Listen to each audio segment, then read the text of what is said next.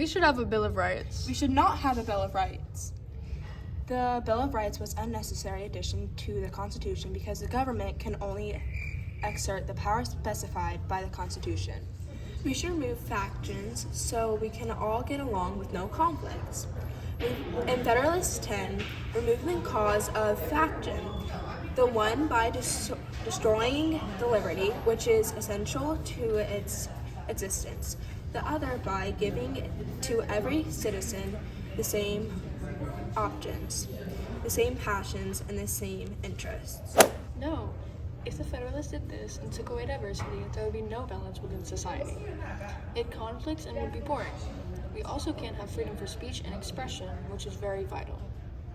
The Bill of Rights gives us freedom of speech, religion, and assembly. We are all different and should be given the rights to.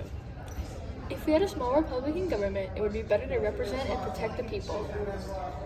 In Brutus No. 1, it states, "In a republic, the manners, sentiments, and interests of the people should be similar. If this be not the case, there will be a constant clashing of opinions, and the representatives of any part will be continually striving against those of the other." In Brutus No. 1, it also states, "We must all come together to deliberate and decide. This kind of government cannot be exercised, therefore, over a county of any considerable extent. It must be confined to a single city." Both of these pieces of evidence show that the smaller the government, the easier it is to protect the people and make the better laws. Complaints are everywhere heard that our governments are too unstable, that the public good is disregarded, and the conflicts of rival parties, and that measures are too often decided, not according to the rule of justice and the rights of the minor party, but by the superior forces and the interested and overbearing majority. The government is too unstable with a Bill of Rights, therefore get rid of it. Even if the governments are too unstable, without the Bill of Rights, the people won't be ensured the rights they should be. The public good is still listened to in a small republic. While it may be unstable, it still ensures the rights of people and will eventually improve and have in mind everyone's interests and needs.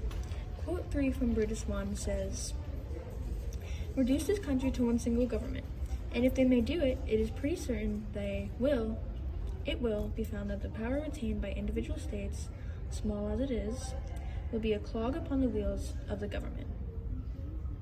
The United States, the latter, therefore, will be naturally inclined to remove it out of the way. The anti-Feds saw errors that the powers retained by the states would mess up the government.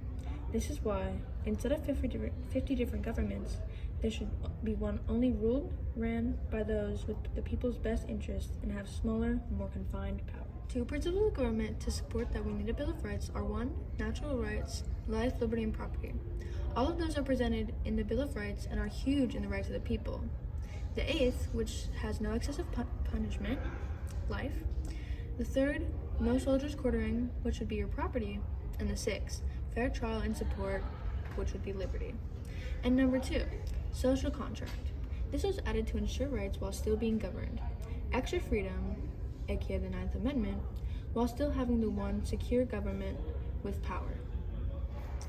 In the future generations, without a Bill of Rights, people would not be ensured the protected rights. The rights are to make sure what happened with England won't happen again.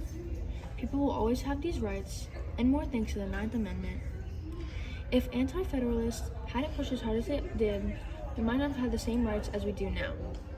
In conclusion, the anti-federalists win. There will be a Bill of Rights added to the Constitution. First Amendment states that we can